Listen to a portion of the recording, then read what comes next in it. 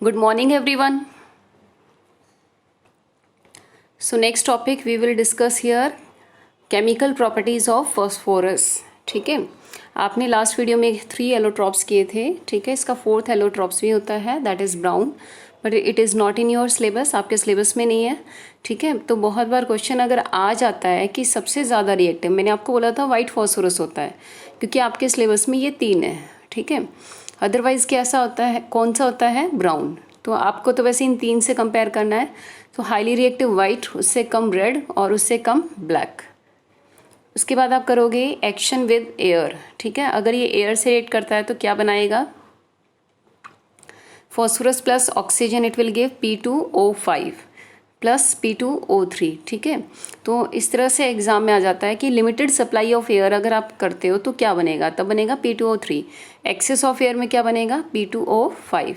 ठीक है, non metals के साथ रिएक्शन ये 2 फॉर्म में करेगा, एक तो ट्राई हैलाइड्स और दूसरा पेंटा हैलाइड्स. ठीक है, तो वही लिमिटेड प्रोवाइड करते तो ट्राई और एक्सेस करते हो तो पेंटा. उसके बाद आता है एक्शन विद मेटल्स. तो सिंपल वैलेंसीज आप चेक कर लेना और उनको कंबाइन कर देना.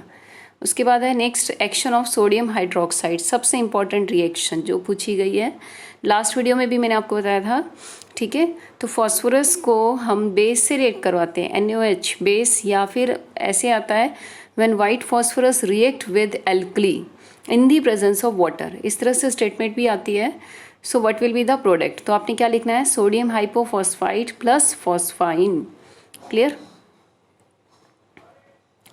उसके बाद आप करोगे विद नाइट्रिक एसिड. तो ये बताया था मैंने आपको, जब भी नॉन मेटल एसिड से कंबाइन करता है तो उस नॉन मेटल का तो क्या बन जाएगा, उसी का एसिड. फॉस्फोरस का नॉन मेटल, फॉस्फोरस का एसिड क्या होता है, फॉस्फोरिक एसिड. और एसिड को आपने क्या कर देना है, डिकम्पोज. किस में डिकम्पोज हो जाएगा, NO2 प्लस H2O में. क्लियर. तो यहाँ ये थोड़ी सी मिस्टेक हो रखी है, ये NHO3 नहीं है, HNO3 है, nitric acid. Clear. Next reaction देखो आप, सेम वही पैटर्न फिर से फॉलो किया हुआ है. देखो फॉस्फोरस नॉन मेटल है, उसको भी अब एसिड में डिसॉल्व कर रहे हो. आप पीछे नाइट्रिक एसिड लिया था, अब यहाँ क्या ले लिया, सल्फ्यूरिक एसिड. तो फॉस्फोरस का एसिड तो क्या हो गया, फॉस्फोरिक एसिड. ठीक है, सल्फ्यूरिक एसिड किस में डिकम्पोज करेगा, SO2 प्लस वाटर.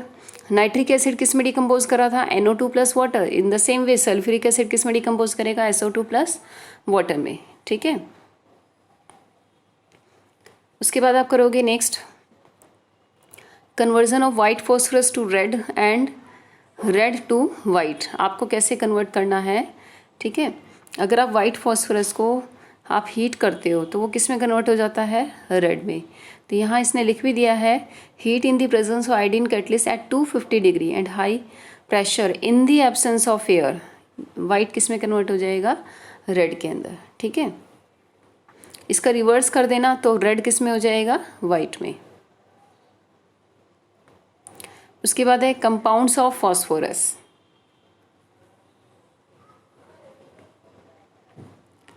नेक्स्ट जो है कंपाउंड्स ऑफ फॉस्फोरस क्या होंगे, पहला जो है दैट इज फॉस्फाइन. फॉस्फाइन किसे बोलते हैं, PH3 को. तो आपने PH3 की प्रिपरेशन अभी पीछे की भी थी. फॉस्फोरस एल्कली की प्रेजेंस में, ठीक है, एल्कली में डिसॉल्व करके इन दी प्रेजेंस ऑफ वाटर क्या बनाता है, फॉस्फाइन. ठीक है, सो must learn this reaction and right in your notebook. ठीक है, too much important this reaction, बहुत ज़्यादा इंपॉर्टेंट है. कंप्लीट द रिएक्शन में भी आती है और स्टेटमेंट की फॉर्म में भी आती है. उसके बाद नेक्स्ट करोगे by the action of alkalies on phosphonium salt. Phosphonium salt जैसे आप करते हो अमोनियम क्लोराइड NH4Cl, इसी तरह से PH4I क्या बोलोगे से, फॉस्फोनियम आयोडाइड. ठीक है, तो इसकी रिएक्शन करवा दो NaOH से. आप आयनिक रिएक्शन करवाना, पहले प्लस को माइनस से और माइनस को प्लस से जोड़ दो. PH4 किससे कंबाइन कर जाएगा, OH से. ठीक है, और Na किससे कर जाएगा, NaI. अब देखो ये PH4 OH से मिला है. जैसे अमोनियम हाइड्रोक्साइड से अगर आप इसकी डिकम्पोजिशन करते हो तो क्या मिलेगा, अमोनिया प्लस वाटर. इसी तरह से फॉस्फोनियम हाइड्रोक्साइड से, क्या बोला मैंने, फॉस्फोनियम हाइड्रोक्साइड से क्या मिलेगा, इससे मिला अमोनिया प्लस वाटर, तो इससे फॉस्फाइन प्लस वाटर. तो ये वही लिख दिया है. उसके बाद नेक्स्ट रिएक्शन फिर देख लो, आयनिक रिएक्शन ही है, ठीक है, जस्ट कंबाइन करना आपको प्लस माइनस यहाँ भी, ठीक है, इधर भी. So you can do reaction in this way. So now next topic is properties of phosphine. आपको फॉस्फाइन की प्रॉपर्टी करनी है क्या. इट इज़ कलरलेस गैस, ठीक है. इसकी स्मेल कैसी होती है, जैसे कि जो फिश होती है बिल्कुल सड़ जाती है उसकी स्मेल होती है, सेम उसी तरह से, ठीक है. लिटमस पेपर में इसका बिहेवियर कैसा होता है, न्यूट्रल. उसके बाद अगर आप इसकी रिएक्शन कराते हो क्लोरीन से तो क्या बनाएगा, PCl5 प्लस HCl, ठीक है. जैसे अमोनिया प्लस Cl2 कंबाइन करता है, सेम उसी वे में. उसके बाद देखो फॉस्फाइन प्लस HX, भाई अमोनिया प्लस HCl क्या बनाता है, अमोनियम क्लोराइड. इसी तरह से ये बनाएगा फॉस्फोनियम हलाइड. हलाइड यानी हेलोजन कोई भी ले लो, यानी आप HCl ले सकते हो तो यहाँ फॉस्फोनियम क्लोराइड बन जाएगा. उसके बाद नेक्स्ट है action of on copper sulphate. आप प्लस माइनस कर दो, सिंपल रिएक्शन है. कॉपर किससे कंबाइन कर जाएगा, फॉस्फोरस से. H और SO4 क्या बन जाएगा, H2SO4. उसके बाद नेक्स्ट रिएक्शन है silver nitrate plus PH3. Simple plus minus कर दो, HNO3, इसका H और इसका NO3 बन जाएगा नाइट्रिक एसिड, ठीक है. सिल्वर किससे कंबाइन कर जाएगा, फॉस्फोरस से, सिल्वर फॉस्फाइड. क्लियर. तो जितनी भी आयनिक रिएक्शन है जो प्लस माइनस से हो रही है उनको सेपरेट लिखो, डिकम्पोजिशन रिएक्शंस को अलग लिखो, ठीक है, और फ्यू प्रिपरेशंस अलग लिखो. Then only you can learn all these reactions. So next topic we will discuss here structures of oxides of nitrogen. ठीक है, आपको ये ऑक्साइड्स लर्न करने हैं जो एग्जाम में बहुत बार स्ट्रक्चर्स आए हैं इनके. तो फर्स्ट देखो, first oxide is nitrous oxide. क्या है, नाइट्रस ऑक्साइड, जिसे लाफिंग गैस भी बोला जाता है, N2O. तो इसका स्ट्रक्चर आपको लर्न करना है, इन दोनों में से कोई एक, ठीक है. उसके बाद आपको करना है लीनियर मॉलिक्यूल, मीन्स ये किस तरह से एग्जिस्ट करता है, लीनियर, ठीक है. स्ट्रक्चर आप देखो कैसे करोगे, आपको इसके वैलेंस इलेक्ट्रॉन पता होने चाहिए, तभी आप स्ट्रक्चर्स को ड्रॉ कर सकते हो. तो नाइट्रोजन कितने बॉन्ड बनाता है, 3 बॉन्ड विद 1 लॉन पेयर. इसके पास इस तरह से ये एग्जिस्ट करता है, ठीक है. अगर ये लॉन पेयर अपना दे दे, 3 बॉन्ड तो है ही, अगर ये लॉन पेयर दे दे तो इस पर चार्ज कैसा आ जाएगा, पॉजिटिव. और बॉन्ड टोटल कितने हो जाएंगे, 4. तो यहाँ पर इसने वही किया हुआ है, अगर नाइट्रोजन 4 बॉन्ड के साथ है तो चार्ज क्या होगा उस पर, पॉजिटिव, ठीक है. तो अब मैं यहाँ दिखा देती हूँ, ये क्या था, N2O, आप लिख दो NNO. आपको ये भी ध्यान रखना है कि ऑक्सीजन सेंटर में नहीं लिखना, आपको नाइट्रोजन ही लिखना है. तो नाइट्रोजन बीच वाला ये 3 बॉन्ड बना सकता है, 3 बॉन्ड ऑक्सीजन से तो बनाएगा नहीं, क्योंकि ऑक्सीजन की कैपेसिटी 2 बॉन्ड बनाने की है या फिर 1, ठीक है. आप यहाँ इस तरफ दिखा दो, ये 3 बॉन्ड बना दिए. इसके पास एक लॉन पेयर था, वो लॉन पेयर इसने किसको दे दिया, यहाँ इसको, ठीक है. अब इसने लॉन पेयर इसको दे दिया, तो अब ये एक बॉन्ड बन गया इधर, और इस नाइट्रोजन पे चार्ज कैसा आ गया, पॉजिटिव. क्या ऑक्सीजन ने अपने किसी बॉन्ड को यूज़ किया, नहीं, उसके 2 लॉन पेयर थे ऑलरेडी, बट वो अगर अपने बॉन्ड को यूज़ करता, अपने इलेक्ट्रॉन्स को यूज़ करता तो वो बॉन्ड बना लेता उससे. उसने इसको यूज़ नहीं किया, तो वो इलेक्ट्रॉन्स भी इसके ऊपर कैसे रहे, एज ए लोन पेयर, इसीलिए इस पर चार्ज कैसा आ गया, नेगेटिव, ठीक है. अब आई इस नाइट्रोजन की बात, तो यहाँ इसने 3 ही बॉन्ड बनाए हैं, 4th बॉन्ड तो बनाया ही नहीं, इसका मतलब इसका एक lone pair as it is present है. तो ये इसका क्या हो गया, स्ट्रक्चर. तो आपको क्या ध्यान देना है, उसके वैलेंस इलेक्ट्रॉन्स को और उसके लोन पेयर को, ठीक है. दूसरी तरह से आप एक तरह और चेक कर लो कि ऑक्सीजन के पास कितने वैलेंस इलेक्ट्रॉन्स होते हैं, 6, तो वही 6 इसके पास है, ठीक है. तो नाइट्रोजन के भी इसी तरह से आप चेक कर लो, यहाँ भी चेक कर लो. टोटल इसके नाइट्रोजन के जो इलेक्ट्रॉन्स होते हैं वैलेंस इलेक्ट्रॉन 5, ठीक है. आप यहाँ ऐसे भी कर लो, एक नाइट्रोजन का 5 है तो 2 के कितने हो गए, 10, ठीक है. एक ऑक्सीजन के कितने हो गए, 6, 10 + 6 कितने हो गए, टोटल 16. तो यहाँ पर टोटल इस ज्योमेट्री के अंदर 16 इलेक्ट्रॉन्स ही हैं, 5, 5, 6, ठीक है. तो मैं आपको काउंट करके दिखा देती हूँ किस तरह से 16 है. एक लोन पेयर नाइट्रोजन के पास है, 2 इलेक्ट्रॉन्स हुए हैं, 3 बॉन्ड बनाए हैं, 3 के अंदर कितने इलेक्ट्रॉन्स हो गए, 6, 6 + 2 कितने हो गए, 8. एक बॉन्ड इधर है, ठीक है, नाइट्रोजन वाला, यहाँ हो गए कितने, 2 इसमें हो गए, 10, और 6 ये हो गए, टोटल हो गए 16. तो इसी तरह से आपको सभी के स्ट्रक्चर्स ड्रॉ करने हैं। अब आप आ जाओ NO के ऊपर, तो आप यहाँ भी देख लो, सेम इसी तरह से इसने दिखाया हुआ है। अब बट आप एक चीज़ देखना, नोट करना, ऑक्सीजन के पास 6 इलेक्ट्रॉन्स होते हैं, नाइट्रोजन के पास 5। तो टोटल अब यहाँ आप देखोगे कितने इलेक्ट्रॉन्स हो गए,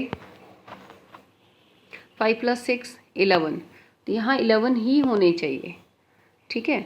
तो 11 में देखो, बाकी तो पेयर में एडजस्ट करेगा, एक तो ऑड इलेक्ट्रॉन्स मिलेगा ही मिलेगा ना आपको। ये देख लो, यहाँ एक इलेक्ट्रॉन इसके पास कैसा है, ओड। इसी की वजह से इसका बिहेवियर कैसा होता है, पैरामैग्नेटिक। तो बहुत बार पूछा है एग्जाम में कि नाइट्रोजन मोनोऑक्साइड पैरामैग्नेटिक होता है या डाया, तो आप क्या बोलोगे, पैरामैग्नेटिक, ठीक है। बट कौन से स्टेट में होता है, गैसियस स्टेट में।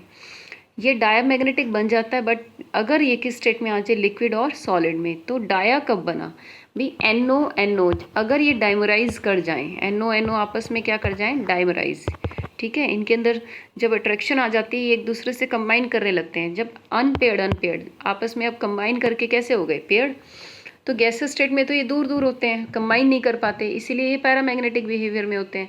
और जब ये लिक्विड और सॉलिड में आ जाते हैं, जब ये एक दूसरे के पास आ जाते हैं, तब इनका नेचर कैसा हो जाता है, डायामैग्नेटिक। उसके बाद नेक्स्ट करोगे आप N2O3 का स्ट्रक्चर, ठीक है। अब यहाँ देखो आप N2O3 के स्ट्रक्चर में किस तरह से आपने करना है। N2O3 आपको 2 नाइट्रोजन सेंटर में बनाने हैं, ठीक है। ये बना दिए, ठीक है। आपने 2 नाइट्रोजन लिए इस तरह से।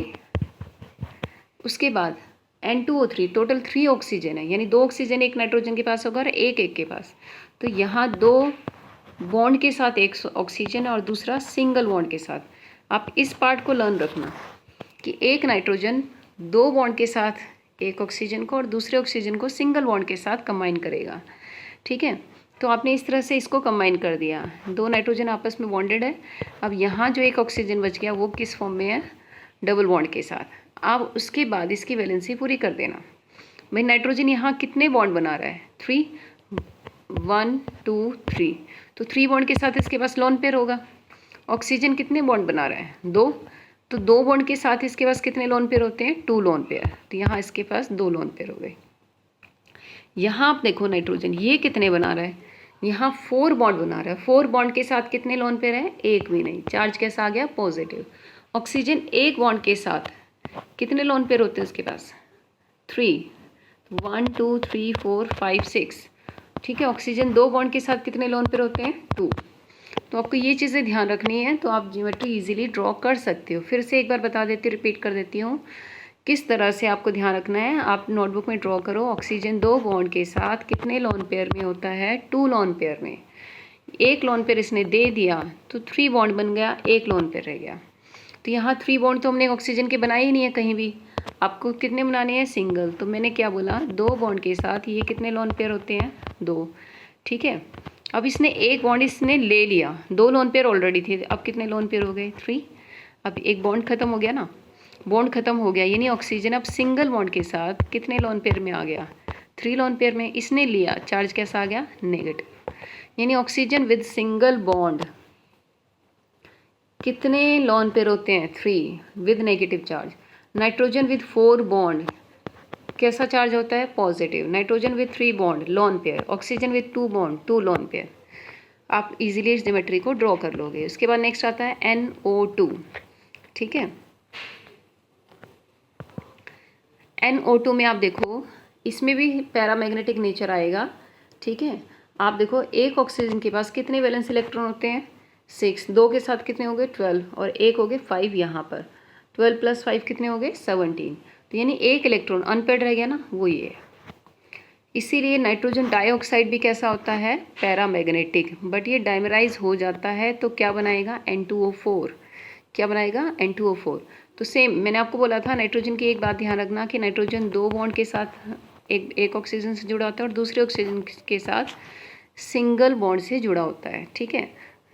तो यही हमने यहाँ बना दिया। बाकी इसके वैलेंस इलेक्ट्रॉन टोटल यहाँ कितने हो जाने चाहिए, 17। वो चेक करके आप ड्रॉ कर लेना।